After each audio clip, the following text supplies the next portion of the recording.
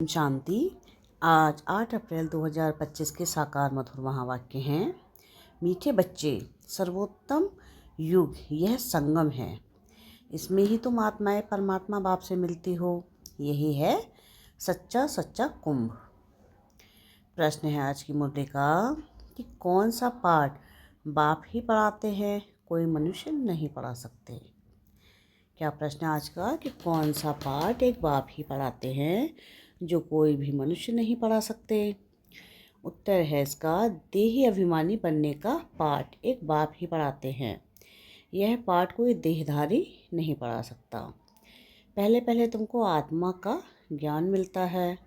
तुम जानते हो हम आत्माएं परमधाम से एक्टर बन पाठ बजाने आए।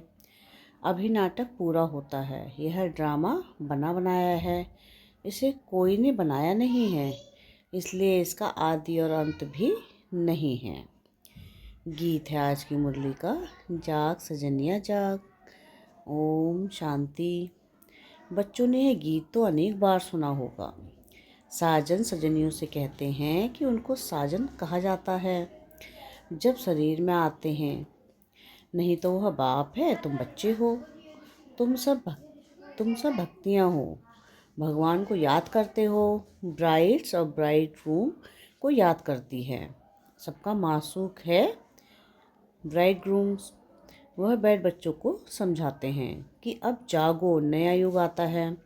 नया अर्थात नई दुनिया सतयुग, पुरानी दुनिया है कलयुग। अब बाप आए हुए हैं, तुमको स्वर्गवासी बनाते हैं। कोई मनुष्य तो कह ना सके कि हम तुमको स्वर्गवासी बनाते हैं। सन्यासी तो स्वर्ग और नरक को बिल्कुल नहीं जानते। जैसे और धर्म है वैसे सन्यासियों का भी एक और धर्म है।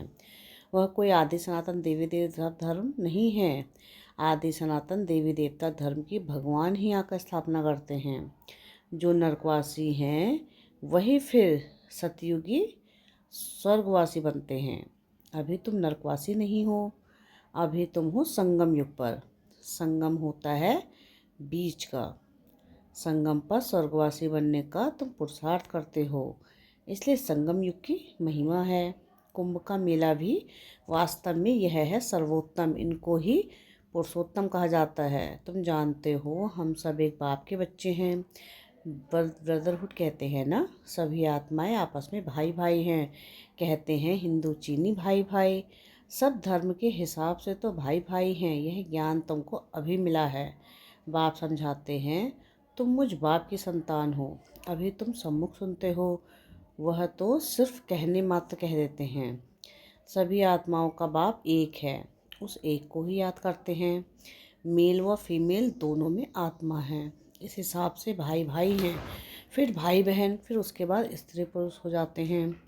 तो बाप आकर बच्चों को समझाते हैं। गाया भी जाता है कि आत्माएं परमात्मा अलग रही बहुकाल। ऐसे नहीं कहा जाता है कि नदियाँ और सागर अलग रहे बहुकाल। बड़ी बड़ी नदियाँ तो सागर से मिली रहती हैं।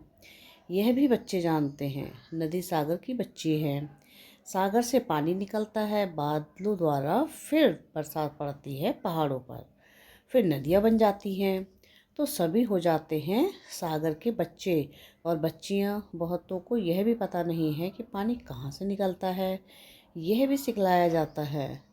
तो अब बच्चे जानते हैं ज्ञान सागर एक ही बाप है। यह भी समझाया जाता है कि तुम सभी आत्माएं हो, बाप एक है, आत्मा भी निराकार है। फिर जब साकार में आते हो तो पुनर्जन्म लेते हो। बाप भी आकर जब साकार में आए तब आकर मिले। एक बाप का मिलना एक बार होता है। इस समय आकर सबसे मिले हैं। यह भी जानते जाएंगे कि भगवान हैं। गीता में श्री कृष्ण का नाम डाल दिया है, परंतु श्री कृष्ण तो यहाँ आ ना सके। वह कैसे गाली खाएंगे, यह तुम जानते हो कि श्री कृष्ण की आत्मा इस समय है। पहले पहले तुमको ज्ञान मिलता है आत्मा का। तुम आत्मा हो, अपने को शरीर समझ इतना समय चले हो। अब बाप आकर देही अभिमानी बनाते हैं। साधु संत आदि कभी तुमको देही अभिमानी नहीं बनाते हैं। तुम बच्चे हो, तुमको बेहद के बाप से वर्षा मिलता है। तुम्हारी बुद्धि में है कि हम परमधाम में रहने वाले हैं। फिर यहाँ हम पार्ट बजाने आए हैं। अभी यह नाटक पूरा होता है। यह ड्रामा कोई ने बनाया नहीं है, यह बना बनाया ड्रामा है। तुमसे पूछते हैं कि यह ड्रामा कब से शुरू हुआ। यह बोलो, यह तो अनादि ड्रामा है, इसका आदि अंत नहीं होता है। पुराना सो नया और नया सो पुराना होता है। यह पाठ तुम बच्चों को पक्का है। तुम जानते हो कि नई दुनिया कब बनती है, फिर पुरानी कब होती है। यह भी कोई कोई की बुद्धि में पूरी रीति है। तुम जानते हो अभी नाटक पूरा होता है, फिर रिपीट होगा। बरोबर हमारा 84 जन्मों का पाठ पूरा हुआ है। अब बाप हमको ले जाने के लिए आए हैं। बाप गाइड भी है ना। तुम सब पंडे हो। पंडे लोग यात्रियों को ले जाते हैं। वह है जिस्मानी पंडे, तुम हो रूहानी पंडे। इसलिए तुम्हारा नाम पांडव गवर्नमेंट भी है, परंतु गुप्त। पांडव कौरव यादव क्या करत भये। इस समय की बात है, जबकि महाभारत लड़ाई का समय भी है। अनेक धर्म हैं, दुनिया भी तमो प्रधान है। वैरायटी धर्मों का झाड़ सारा पुराना हो गया है। तुम जानते हो कि इस झाड़ का पहला पहला फाउंडेशन है आदि सनातन देवी देवता धर्म। सतयुग में थोड़े होते, फिर वृद्धि को पाते हैं। यह किसको भी पता नहीं है कि तुम्हारे में भी नंबरवार है। स्टूडेंट में कोई अच्छा समझदार होते हैं, अच्छी धारणा करते हैं और कराने का शौक होता है। कोई तो अच्छी रीति धारण करते हैं, कोई मीडियम, कोई थर्ड क्लास, कोई फोर्थ। प्रदर्शनी में तो रिफाइन रीति समझने वाले चाहिए। पहले बताओ कि दो बाप हैं, एक बेहद का पारलौकिक बाप, दूसरा है हद का लौकिक बाप। भारत को बेहद का वर्षा मिला था। भारत स्वर्ग था जो फिर नर्क बना। इनको आसुरी राज्य कहा जाता है। भक्ति भी पहले पहले अव्यभिचारी होती है। एक शिव बाबा को ही याद करते हैं। बाप कहते हैं बच्चे पुरुषोत्तम बनना है तो कनिष्ठ बनाने वाली बातें हैं, उन्हें ना सुनो। एक बाप से सुनो, अव्यभिचारी ज्ञान सुनो, और कोई से जो सुनेंगे वह है झूठ। बाप अभी तुमको यह सच सुनाकर पुरुषोत्तम बनाते हैं। ईविल बातें तुम सुनते सुनते कनिष्ठ बन गए हो। सोच रहा है ब्रह्मा का दिन, अंधियारा है ब्रह्मा की रात। यह सब पॉइंट्स धारण करने की है। नंबरवार तो हर बात में होते हैं। डॉक्टर कोई 10-20 हज़ार एक ऑपरेशन कर लेते हैं, कोई को खाने के लिए भी नहीं। बैरिस्टर भी ऐसे होते हैं कि तुम भी जितना पढ़ेंगे और पढ़ाएंगे उतना ऊंच पद पाएंगे। फ़र्क तो है ना कि दास दासियों में भी नंबरवार होते हैं। सारा मदार पढ़ाई पर है। अपने से पूछना चाहिए कि हम कितना पढ़ते हैं। भविष्य जन्म जन्मांतर क्या बनेंगे। जो जन्म जन्मांतर बनेंगे सो कल्प कल्प बनेंगे। इसलिए पढ़ाई पर तो पूरा अटेंशन देना चाहिए। विष पीना तो एकदम छोड़ देना होता है। सतयुग में तो ऐसे नहीं कहा जाएगा मूत पलीती कपड़ धोए। इस समय सबकी चोली सड़ी हुई है। तमो प्रधान है ना। यह भी समझाने की बात है ना कि सबसे पुराना चोला किसका है, हमारा। हम इस शरीर को बदलते रहते हैं। आत्मा पतित बनती जाती है, शरीर भी पतित पुराना होता जाता है। शरीर बदलना होता है, आत्मा तो नहीं बदलेगी। शरीर बूढ़ा हुआ, मृत्यु हुई, यह भी ड्रामा बना हुआ है। सबका पार्ट है। आत्मा है अविनाशी। आत्मा खुद कहती है कि मैं शरीर छोड़ती हूँ। देही अभिमानी बनना पड़े। मनुष्य सब देही अभिमानी है। आधा कल्प है देही अभिमानी, आधा कल्प है देही अभिमानी। देही अभिमानी होने के कारण सतयुगी देवी देवताओं को मोहजीत का टाइटल मिला हुआ है, क्योंकि वहाँ समझते हैं कि हम आत्मा हैं, हम यह शरीर छोड़ दूसरा लेना है। मोहजीत राजा की भी कथा है ना कि बाप समझाते हैं देवी देवता मोहजीत होते हैं, खुशी से एक शरीर छोड़ दूसरा लेना है।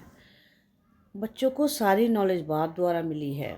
तुम ही चक्कर लगाकर अब फिर आए मिले हो। जो और धर्मों में कन्वर्ट हो गए हैं वह भी आकर मिलेंगे, अपना थोड़ा बहुत वर्षा ले लेंगे। धर्म ही बदल गया ना। पता नहीं कितना समय उस धर्म में रहे, 2-3 जन्म ले सकते हैं। कोई को हिंदू से मुसलमान बना दिया तो उस धर्म में आता रहेगा, फिर यहाँ आता है। यह भी है डिटेल की बातें। बाप कहते हैं इतनी बातें याद ना कर सको। अच्छा, अपने को बाप का बच्चा तो समझो। अच्छे अच्छे बच्चे भी भूल जाते हैं कि बाप को याद नहीं करते हैं। माया इसमें भुलाती है। तुम भी पहले माया के मुरीद थे ना, अब ईश्वर के बनते हो। वह ड्रामा में पार्ट है। अपने को आत्मा समझ बाप को याद करना है।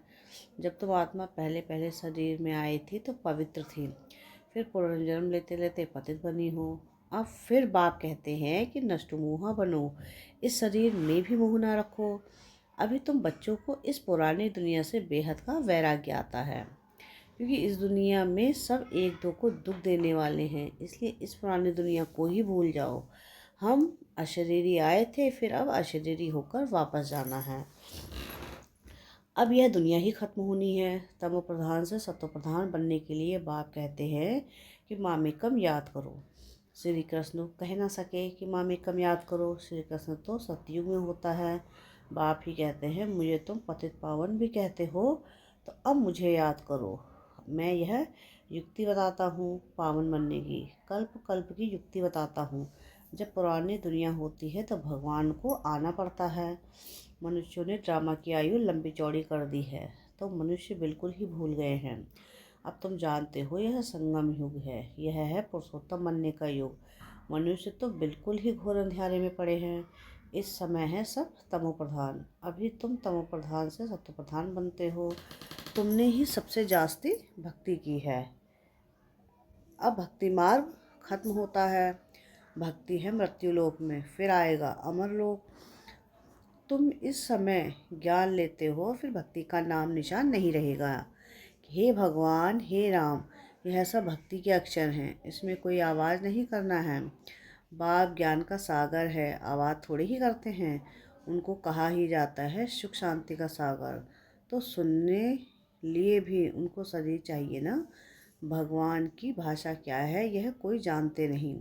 ऐसे तो नहीं बाबा सब भाषाओं में बोलेंगे, नहीं, उनकी भाषा है ही हिंदी। बाबा एक ही भाषा में समझाते हैं, फिर ट्रांसलेट कर तुम समझाते हो। फॉरेनर्स आदि जो भी मिले उनको बाप का परिचय देना है। बाप आदि सनातन देवी देवता धर्म की स्थापना कर रहे हैं। त्रिमूर्ति पर समझाना चाहिए। प्रजापिता ब्रह्मा के कितने ब्रह्मा कुमार कुमारियां हैं। कोई भी आए तो पहले उनसे पूछो कि किसके पास आए हो। वो तो लगा पड़ा है प्रजापिता, वह तो रचने वाला हो गया, परंतु उनको भगवान नहीं कह सकते। भगवान निराकार को ही कहा जाता है। यह ब्रह्मा कुमार कुमारियाँ ब्रह्मा की संतान हैं। तुम यहाँ किस लिए आए हो? हमारे बाप से तुम्हारा क्या काम? बाप से बच्चों का ही काम होगा ना। हम बाप को अच्छी रीति जानते हैं, गाया हुआ है सन सोज फादर। हम उनके बच्चे हैं। अच्छा, मीठे मीठे से गिले थे बच्चों प्रति माता पिता बाप दादा का याद प्यार और गुड मॉर्निंग। रूहानी बाप की रूहानी बच्चों को नमस्ते। हम रूहानी बच्चों की रूहानी बाप दादा को याद प्यार गुड मॉर्निंग और नमस्ते। शुक्रिया प्यारे बाबा, शुक्रिया। धारणा के लिए मुख्य सार है।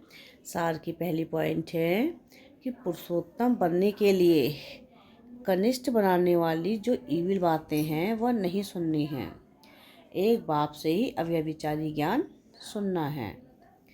सेकंड पॉइंट है कि नष्टो मोहा बनने के लिए देही अभिमानी बनने का पूरा पूरा पुरुषार्थ करना है। बुद्धि में रहे कि यह पुरानी दुनिया दुख देने वाली दुनिया है, इसे भूलना है, इससे बेहद का वैराग्य हो। वरदान है आज की मुरली का कि संगम युग की सर्व प्राप्तियों को स्मृति में रख चढ़ती कला का अनुभव करने वाले श्रेष्ठ प्रारब्धी भव। परमात्मा मिलन व परमात्मा ज्ञान की विशेषता है कि अविनाशी प्राप्तियां होना। ऐसे नहीं कि संगम युग पुरुषार्थी जीवन है और सतयुगी प्रारब्धी जीवन है। संगम युग की विशेषता है कि एक कदम उठाओ और 1000 कदम प्रारब्ध में पाओ। तो सिर्फ पुरुषार्थी नहीं लेकिन श्रेष्ठ प्रारब्धी बनो। इस स्वरूप को सामने रखो। प्रारब्ध को देखकर सहज ही चढ़ती कला का अनुभव करेंगे। पाना था सो पा लिया। यह गीत गाओ तो गुटके और झुटके से खाने से बच जाएंगे। स्लोगन है आज की मुरली का कि ब्राह्मणों का श्वास हिम्मत है, जिससे कठिन से कठिन कार्य भी आसान हो जाता है। अब व्यक्ति सारे हैं कि कंबाइंड रूप की स्मृति से सदा विजयी बनो। जैसे ब्रह्मा बाप को देखो कि बाप के साथ सदा को स्वयं को सदा कंबाइंड रूप में अनुभव किया और कराया। इस कंबाइंड स्वरूप को कोई अलग कर नहीं सकता। ऐसे सपूत बच्चों को सदा अपने को बाप के साथ कंबाइंड अनुभव करते हैं। कोई ताकत नहीं है जो उन्हें अलग कर सके। अच्छा, ओम शांति।